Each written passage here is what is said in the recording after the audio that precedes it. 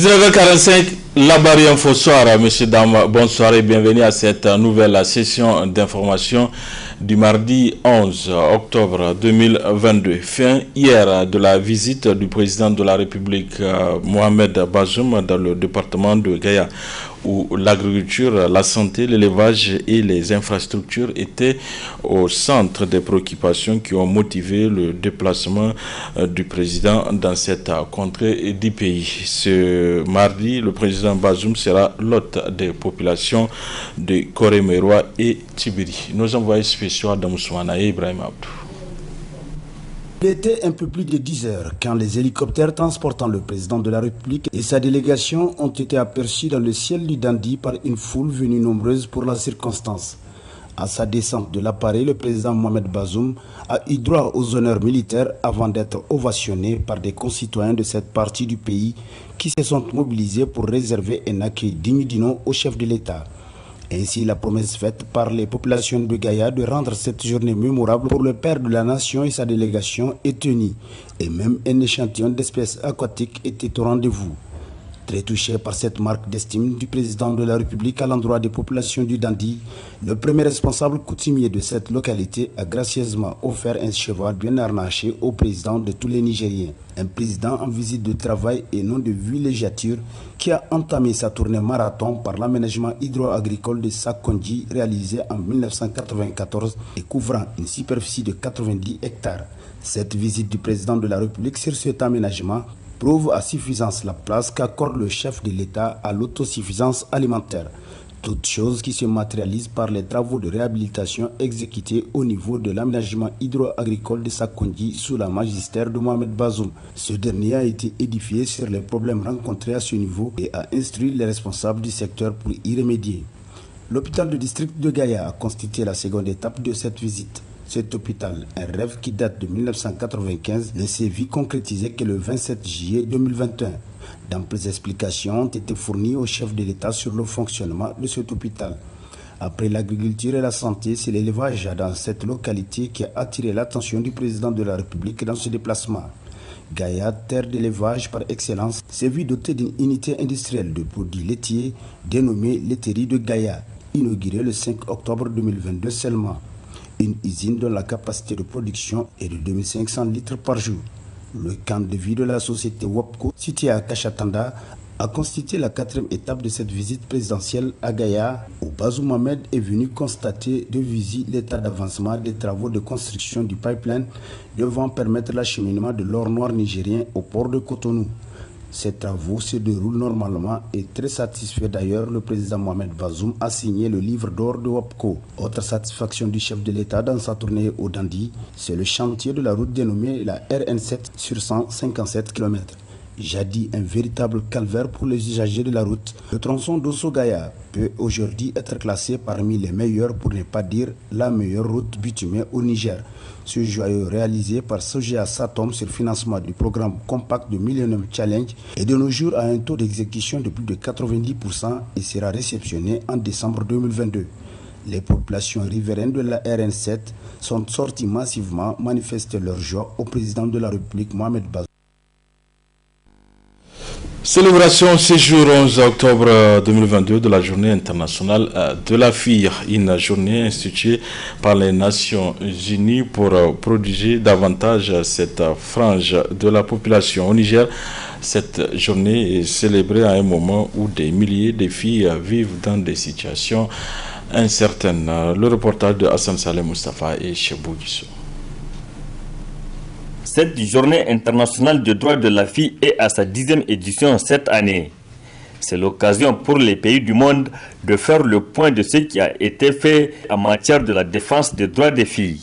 Aujourd'hui, il y a des avancées notables en matière de réalisation des droits de ces filles-là en termes de protection, où en tout cas on sent que là où ces comités de protection existent, des mécanismes communautaires ont été mis en place pour prévenir par exemple les mariages des enfants, pour prévenir ou prendre en charge des cas par exemple d'abus et violences qui sont exercés sur les femmes. Mais ça a permis également de conscientiser les élus locaux en termes de planification et de budgétisation dans la question de la réalisation des droits de l'enfant, notamment par exemple dans l'appui et l'accompagnement des centres de formation multifonctionnels, les CFM, où certaines communes mettent en cas des ressources pour soutenir la formation professionnelle des filles et mettent également des ressources pour aussi leur autonomisation. Au Niger, cette journée est célébrée dans un contexte sécuritaire terrorisant qui compromet l'avenir des jeunes filles, notamment dans les zones qui sont les plus affectées par les attaques terroristes. Beaucoup de communautés sont dans des situations de déplacés internes, ce qui fait que les familles sont vulnérables et cette vulnérabilité a une conséquence directe sur la vie des enfants. Beaucoup de parents, face effectivement aux difficultés, préfèrent donner ces filles-là en mariage.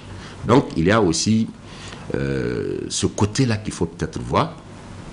La Covid-19 a fait également son passage. Du coup, beaucoup de familles ont eu leur capacité économique réduite. Et cela a fait que beaucoup ont perdu leur activité économique. Il y en a qui font par exemple le transport, il y en a qui font par exemple les marchés ruraux, les marchés hebdomadaires. Aujourd'hui, compte tenu de la question sécuritaire, ces zones-là sont plus ou moins inaccessibles à ces parents-là. Et du coup, ça fragilise aussi la question des enfants. Pour Sidiki Moussa, pour mettre fin à certaines pratiques néfastes pour le bien-être de la fille, il faut obligatoirement appliquer les textes en vigueur sur le droit de la fille. Il faudrait que la justice soit exemplaire pour que ça serve de pédagogie aux autres. Mais il faudra aussi travailler avec les collectivités. Le Niger a élaboré une politique nationale migratoire avec un plan d'action quinquennal. Il faut inscrire cette mobilité ou cette vulnérabilité des enfants-là dans ce cadre-là. Il y a des opportunités au niveau local. Il faut explorer ces opportunités-là. S'il y a un pays qui a un territoire aussi vaste, c'est bien le Niger. S'il y a un pays qui a des ressources en eau, c'est bien le Niger. On a des ressources souterraines, on a le fleuve Niger. Je pense qu'il faut renforcer les capacités des gens pour effectivement cette résilience-là. La journée internationale de la fille a été instituée par les Nations Unies après un constat sur le fait que les petites filles et les adolescentes font face à des difficultés particulières liées à leur catégorie. La première édition de cette journée a été célébrée le 11 octobre 2012. Conférence de presse ce matin à la résidence de l'ambassadeur de France au Niger. C'est une sortie médiatique du nouveau locataire délié, à savoir Sylvain Ité, le nouvel ambassadeur de France. Ismaël Moumni Sadoudoumi pour le résumé de cette conférence de presse. Arrivé le 28 septembre 2022 à Niamey avec une quarantaine d'années d'expérience diplomatique, le nouvel ambassadeur de France au Niger, après sa remise de lettre de créance au président de la République, a tenu à rencontrer des journalistes. Sylvain Ité a présenté sa feuille de route à travers une conférence de presse. J'ai choisi volontairement de venir ici lorsque le président de la République m'a proposé ce poste-là, parce que c'est pour moi, au-delà encore une fois d'un engagement professionnel, un engagement personnel, où j'espère pouvoir mettre en œuvre et mettre en pratique des profondes convictions que j'ai depuis toujours en matière de relations entre l'Afrique et la France, et donc plus particulièrement entre le Niger et la France. Certains savent peut-être que je ne suis pas né très loin d'ici, puisque je suis né au Mali. Et donc finir ma carrière ici, c'est d'une certaine manière boucler la boucle. Et montrer tout mon engagement sincère envers cette région et envers ce pays. Sans langue de bois, les professionnels des médias ont posé toutes les questions en lien avec le partenariat. S'agissant de l'intérêt de la présidence française au Niger, l'ambassadeur répond en ces termes.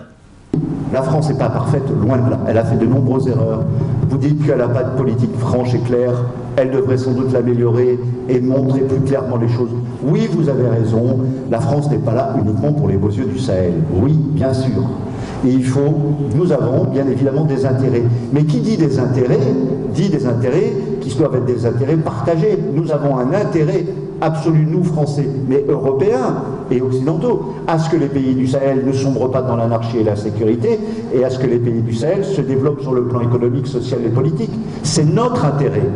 C'est notre intérêt. Et c'est l'intérêt de la France au premier chef, parce que nous avons près de 10 millions de Français d'origine ou immigrés ou d'origine africaine. Et qu'aujourd'hui, la France est un pays qui a une part d'Afrique en elle. Et que donc c'est notre intérêt à nous de faire en sorte que ce continent et que cette région ne sombre pas dans le chaos et l'anarchie. Ancien envoyé spécial pour la diplomatie publique en Afrique, Sylvain Ité aura la lourde tâche de redorer l'image de la France au Niger, car la politique française est boudée au Niger et au-delà dans plusieurs pays d'Afrique et même en Europe. La migration humaine est un déplacement des individus pour la recherche de meilleures conditions de vie. C'est aussi un phénomène ancien que l'humanité. Comment la presse au Niger doit appréhender cette question? Et le monde de réponse avec Hassan Boukar, spécialiste en migration de l'association Alternative Citoyens. Cette formation vise à outiller les journalistes sur les instruments qui font la promotion des droits des migrants. Comme vous le savez, un certain nombre d'instruments juridiques qui font la promotion à la fois des instruments régionaux comme le protocole de la CEDEAO, le protocole de libre circulation, mais aussi des textes internationaux comme la Convention des Nations Unies sur la protection des travailleurs migrants. Pour nous, lorsque ces instruments sont connus, ça aide les médias dans leur façon de traiter le sujet de la migration, ça les informe davantage sur les droits des migrants. Et plus les médias sont outillés sur les droits des migrants, plus dans leur façon de traiter, ils peuvent avoir un traitement qui soit respectueux des droits des migrants. Alternative, nous travaillons sur la défense et la promotion des droits des migrants. Pour nous, une des choses qui peut aider à faire circuler des informations plus sûres, plus saines, respectueuses des droits des migrants, c'est vraiment une connaissance par les acteurs des médias des droits des migrants. Quand je parle des droits des migrants, je parle des droits humains. Mais au-delà de ce fait, vous avez des textes spécifiques, comme ceux auxquels je fais allusion, qui protègent les migrants. Pour nous, il est extrêmement important que les acteurs des médias le sachent. Selon que les médias font bien leur travail ou qu'ils le font moins, les migrants souffrent ou sont mieux accueillis. Vous avez un traitement médiatique qui donne une bonne image du migrant. Le migrant, c'est avant tout quelqu'un qui, face aux difficultés là où il vit, essaie de trouver des solutions ailleurs. C'est quelqu'un qui a le courage de ne pas céder à la fatalité. C'est quelqu'un qui va chercher des solutions ailleurs. C'est quand même quelqu'un qui essaie aussi de jouer de droit. Parce que la libre circulation est consacrée par des textes sur lesquels nos États se sont engagés. Donc notre rôle, c'est de rappeler ces éléments-là. Normalement, ils sont connus, c'est des textes de loi. Mais on voit bien la pratique.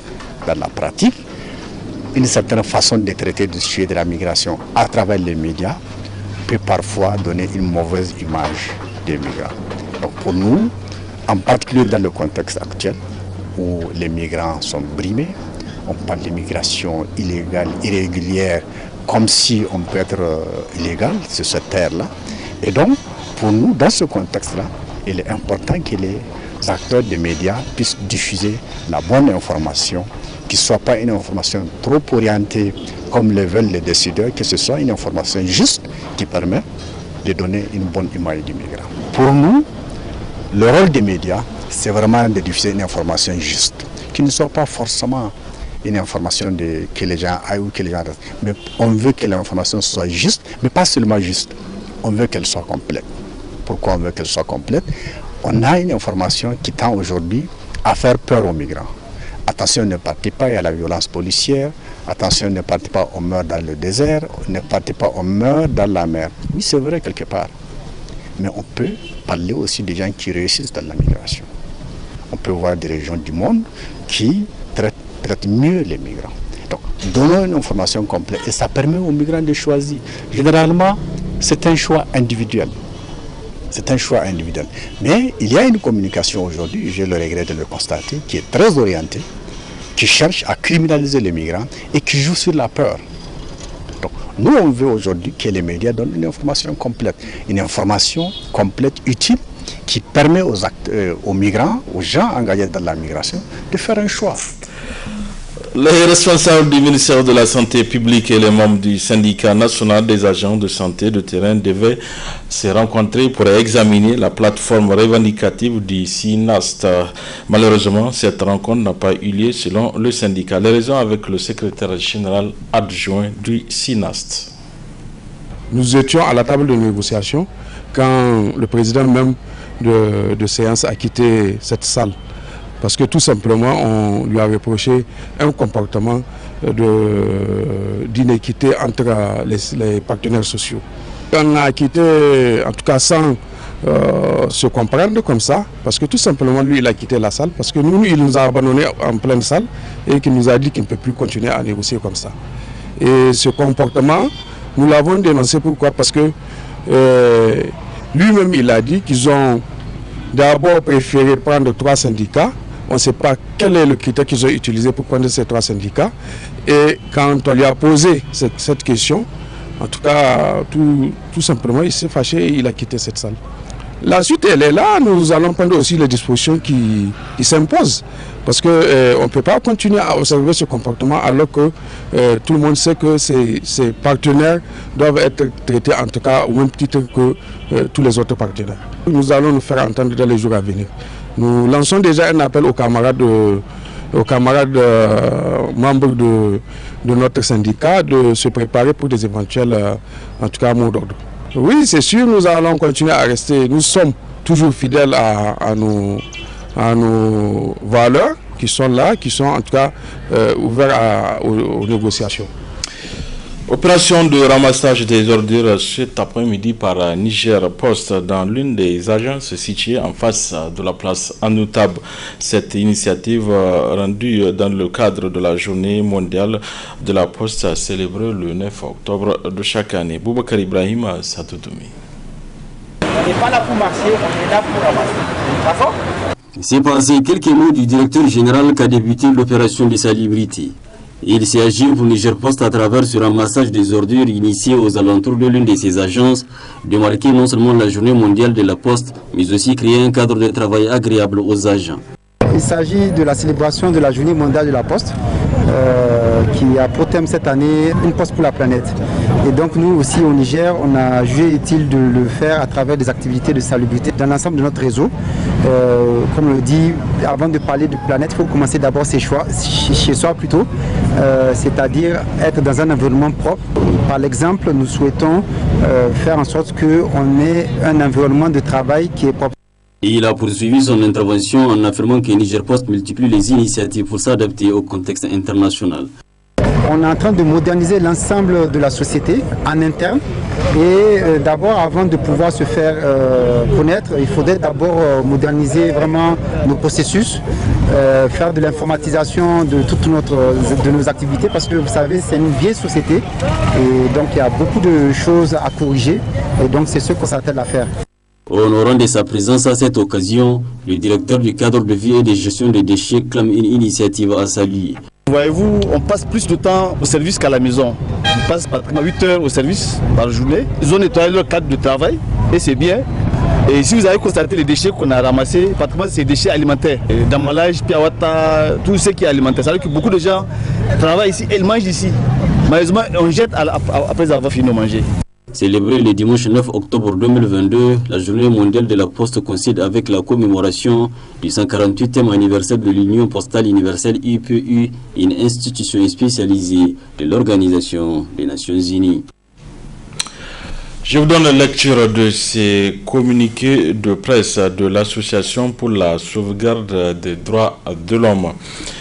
Il y a aujourd'hui une quasi-unanimité sur la situation de pauvreté du Niger dans le classement IDH des 10 dernières années est couramment constatée par les autorités. La situation actuelle du Niger, caractérisée par une précarité totale liée à l'ingérence de la France dans les affaires intérieures du pays. La plupart des recherches financées par la France ont pour but de trouver des moyens sophistiqués de destruction de notre système de valeurs. L'incapacité de l'État d'assurer la sécurité des populations sur l'ensemble du territoire, malgré la présence des forces françaises, montre à quel point les autorités nigériennes manquent de perspectives. Il nous semble inutile de continuer à entretenir des forces Barkhane alors que notre système éducatif est en train de s'effondrer. Pour plus de 4,5 millions d'élèves, l'État n'a investi que 2,5 milliards de francs CFA, soit 500 par élève. Mais le chaos n'est pas éternel. Le gouvernement français est en train de perdre le Sahel par sa politique. Il est donc temps que les Nigériens prennent en main leur destin. Cela ne peut se faire que dans la cohésion, la solidarité et l'efficacité dans la diversité. C'est dans ce cadre que nous demandons à tous les Nigériens de venir massivement à la manifestation que nous organiserons le vendredi 21 octobre 2022 à partir de 14h à la place de la concertation pour demander le départ des forces françaises inutiles et coûteuses, la libération des prisonniers politiques et militaires pour la redynamisation de notre démocratie, la restauration d'une justice efficace au service du peuple, l'amélioration de la situation scolaire dans la zone d'insécurité et l'augmentation des salaires des travailleurs. Vive le Niger, bas l'impérialisme à outrance, vive l'unité dans la diversité, signé le président de l'Association pour la sauvegarde des droits de l'homme, ASDH. C'est tout pour ce 19h45 de la télévision Labari. Merci à vous de l'avoir suivi. Au revoir.